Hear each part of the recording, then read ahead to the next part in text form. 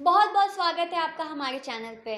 मणिपुर की घटना से तो आप सब वाकिफ़ ही होंगे। ये ऐसी घटना है जो पूरे देश को हिला के रख दी है। ये ऐसी घटना है जो पूरे देश को आक्रामक कर दिया गया है। ये ऐसी घटना है जो 2 महिलाओं के बारे में बताया जा रहा है। ये 2 महीने पहले की घटना है, 4 मई 2023 की, और 2 महीने बाद इसकी वीडियो वायरल हो रही है।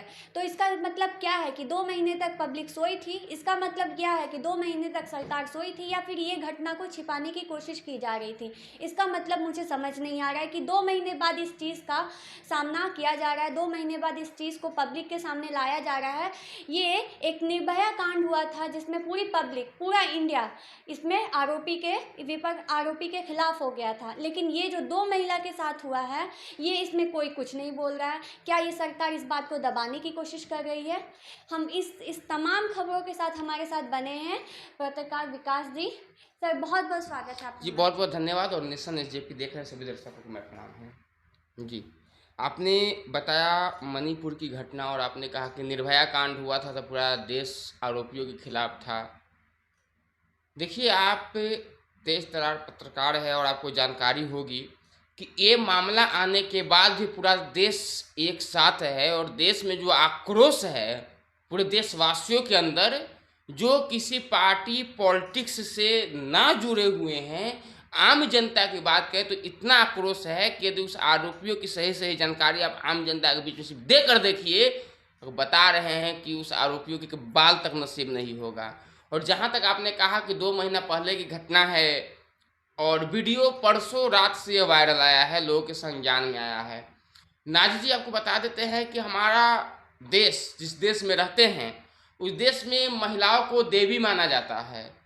अभी कुछ दिन बाद नवरात्रि आएंगे, माँ के रूप में देवियों को पूजा जाएगा, छोटी छोटी बच्चियों का पैर पूजाई होगा, कन्या पूजन होगा। लेकिन दुर्भाग्य है और मुझे शर्म आती है यह कहने में कि हम उस देश के नागरिक हैं जहाँ पे महिलाओं के साथ इस प्रकार की दरिंदगी होती है। और इसमें कहने में मुझे कोई दो मत नहीं है कि बिना शासन और प्रशासन के संरक्षण में इतनी बड़ी घटना नहीं हो सकती है।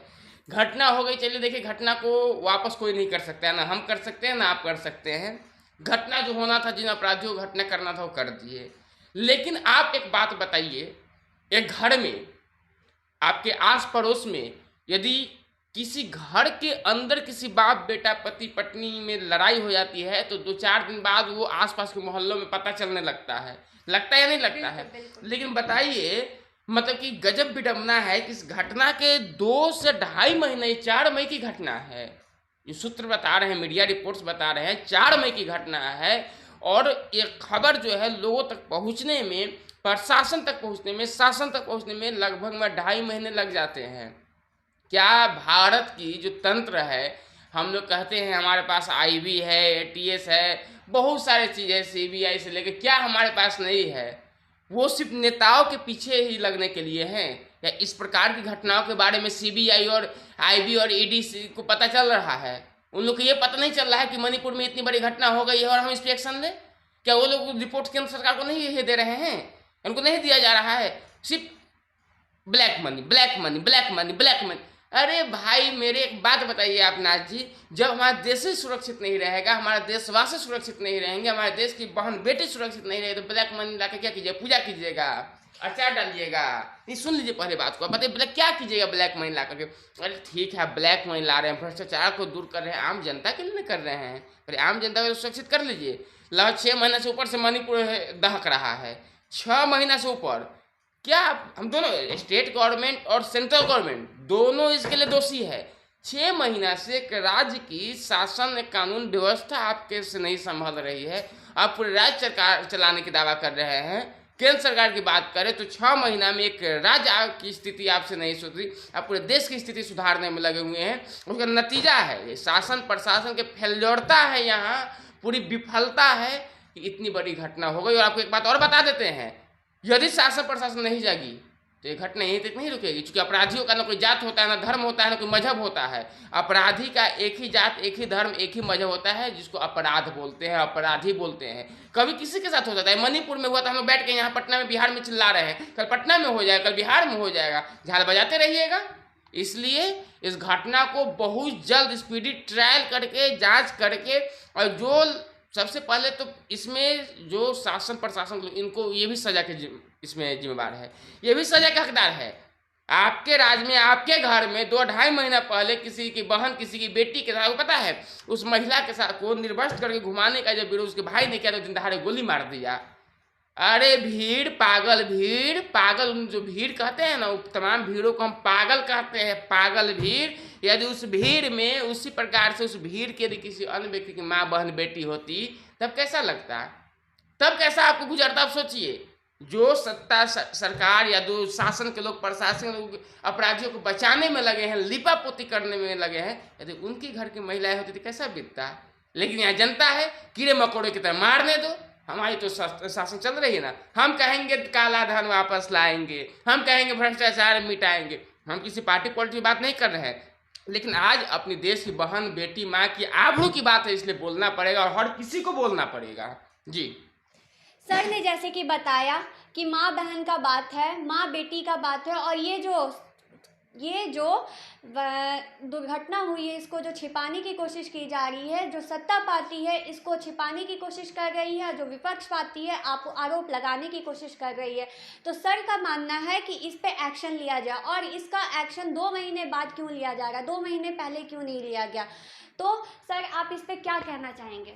देखिए, सबसे पहले तो आपने अभी कहा कि एक दुर्घटना है, दुर्घटना नहीं है। दुर्घटना ये होता है कि हम बाइक से जा रहे हैं, अचानक एक्सीडेंट कर गया, हमारी डेथ हो जाती है। दुर्घटना एक्सीडेंट है, इंसिडेंशियल होती है। ये घटना है, ये साजिश के साथ हुई है, ये अचानक ऐसे नहीं हुई है, ये पूरी साजिश करके, पूरी इसकी प्री प्लानिंग करके तब हुई है। अब एक बार बताते हैं, जिस दिन ये घटना हुई उसके 1-2 दिन बाद जो है, आपको पता होगा कि 1-2 दिन बाद मणिपुर में जो इंटरनेट है उसकी सेवा काट दी गई, ताकि यह वीडियो जो है बहाल ना हो सके, ये वीडियो जो है ना चल सके, ये वीडियो वायरल नहीं हो सके। लेकिन 1.5 महीने 2 महीने बाद कितना दिन आप बचेंगे। अरे भाई, यह जनता है, जिस दिन जो चाह देगी उस दिन कुछ भी हो सकता है। आप कितना दिन बचेंगे, 1.5 महीना 2 महीना 2.5 महीना बाद ये वीडियो सामने आई ना।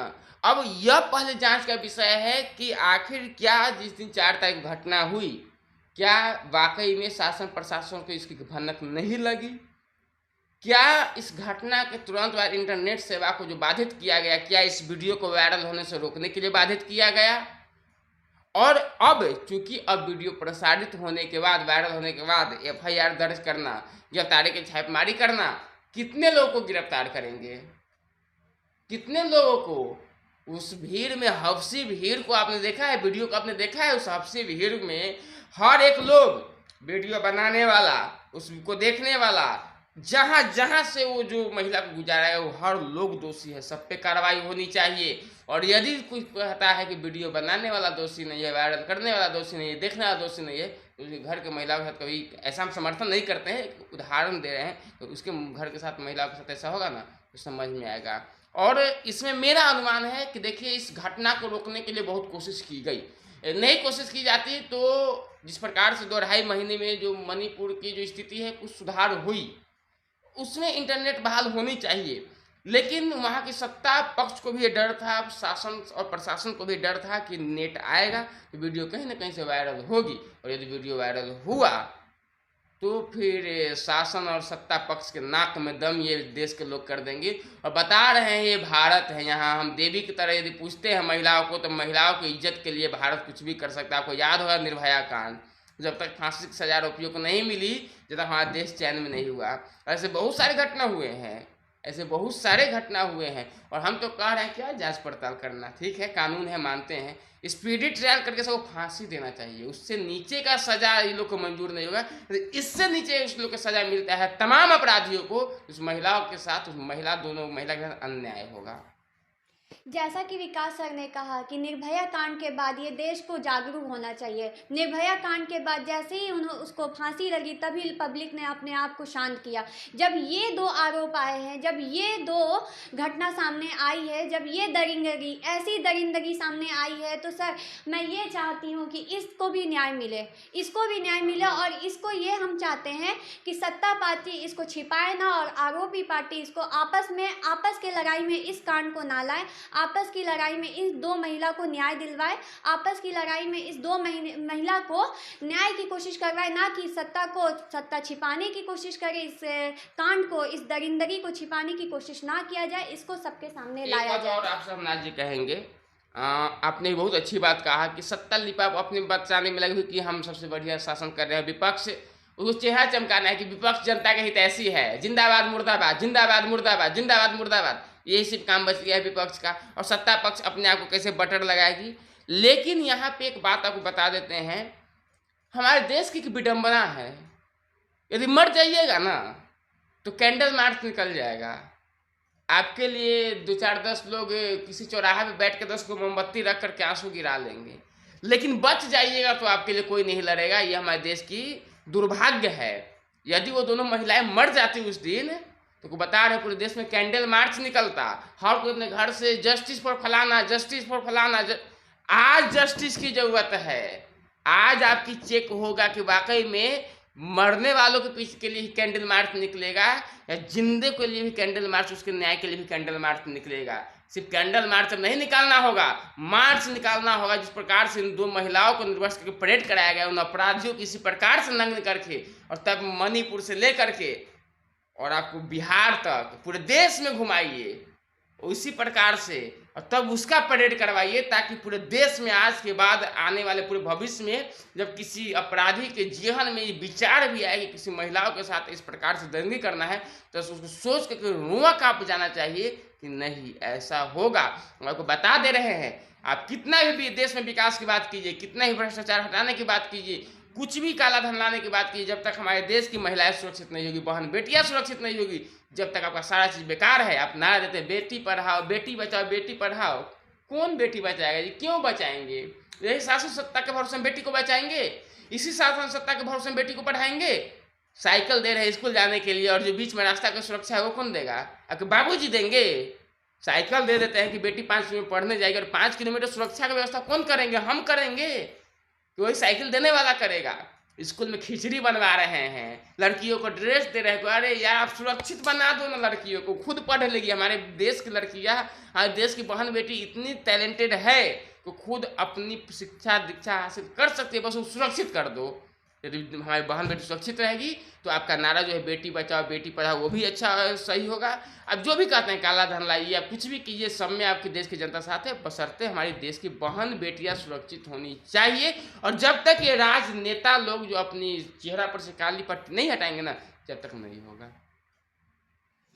जैसा कि सर ने कहा, सर के साथ ये सब जो सुझाव है, ये बहुत बहुत शुक्रिया सर आपका हमारे चैनल पे आने के लिए और इतना अच्छा बोलने के लिए। लेकिन बोलने से कुछ नहीं होता है सर, ये अगर आप ये वीडियो अगर वायरल होता है और ये वीडियो अगर जनता के कानों तले जाती है, और ये जो दुर्घटना हुई है, जो दरिंदगी हुई है 2 औरतों के साथ, किसी ऐसे इंसान का खून ना खौले, ऐसा हो नहीं सकता।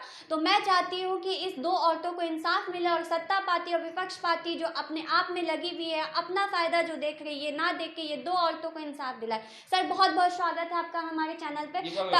तमाम खबरों के लिए बने रहिए।